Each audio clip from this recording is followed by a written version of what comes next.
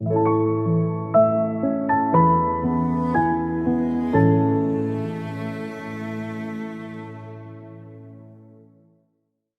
back, friend, to Precept upon Precept.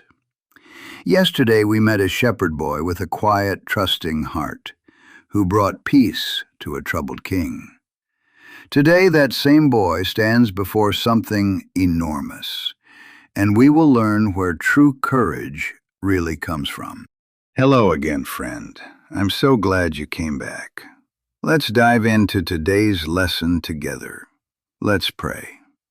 Father in heaven, when we face hard and frightening things, help us remember that you are with us.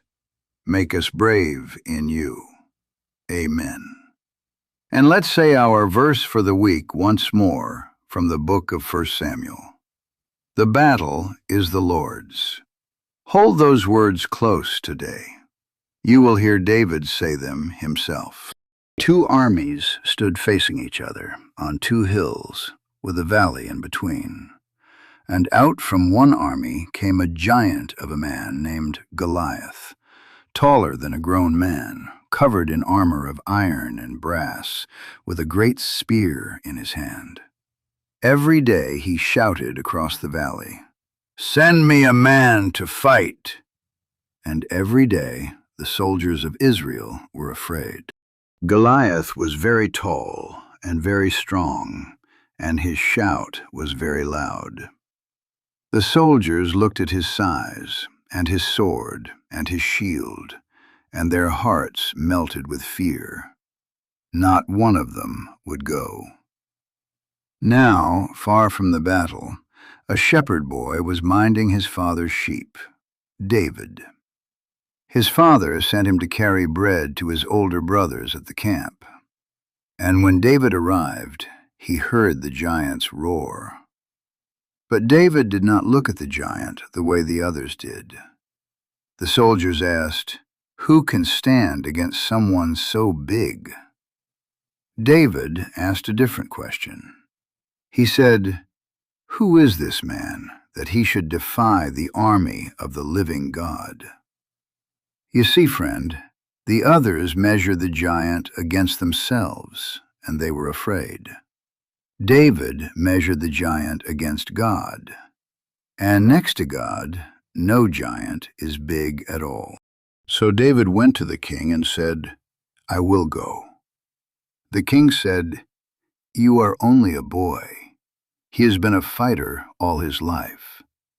But David answered, "When a lion came after my sheep, God helped me. When a bear came, God helped me. The same God will help me now." David would not wear the king's heavy armor. He was not used to it. He took only his shepherd's sling and 5 smooth stones from the brook. When Goliath saw a young shepherd coming, he laughed and scorned him. But David called out, and these are nearly his very words, "You come to me with a sword and a spear, but I come to you in the name of the Lord. The battle is the Lord's." Then David ran toward the giant. He swung his sling, and one small stone flew straight and true, and the giant fell. And all the people saw that God had saved, not by sword, not by size, but by his own mighty hand. Here is the wonder of it. Why was David not afraid? Not because he was big, he was small. Not because he was strong, the giant was stronger. David was not afraid because he knew the battle did not belong to him. It belonged to God. That is what he shouted as he ran in the book of 1 Samuel. The battle is the Lord's. Courage is not feeling no fear at all. Courage is trusting that God is with you and that God is bigger than the thing that frightens you. The giant was tall, but God is taller. And a far greater Son of David, the Lord Jesus, would one day win a far greater battle for us. So let's bring our giants to God. Think of one thing you are afraid of. Maybe the dark, maybe being laughed at, maybe a hard chore that feels too big. Now hold it up to God and pray with me. Say it after me. The battle is yours, Lord. You are bigger than what I fear. Help me be brave in you. He hears you, friend, and he goes with you right into the valley. Let's remember what we found today. A giant frightened a whole army, but a shepherd boy was not afraid, because he knew the battle belonged to God. David ran toward the giant in the name of the Lord, and God gave the victory. Real bravery does not trust in our own size or strength or weapons. It trusts the God who is with us, and that trust is courage. Now it is your turn. For your daily work today, do two things.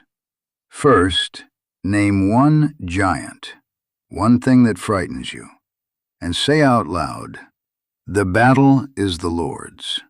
God is bigger than this."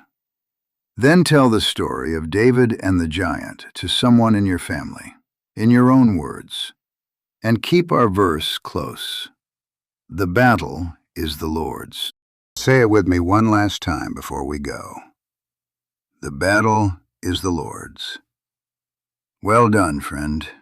Go bravely into your day, not because you are big, but because God is with you. I'll be right here when you come back. Goodbye for now. Patrimony School is made possible by Awe and Glory, art, words, and wares for the Christian home.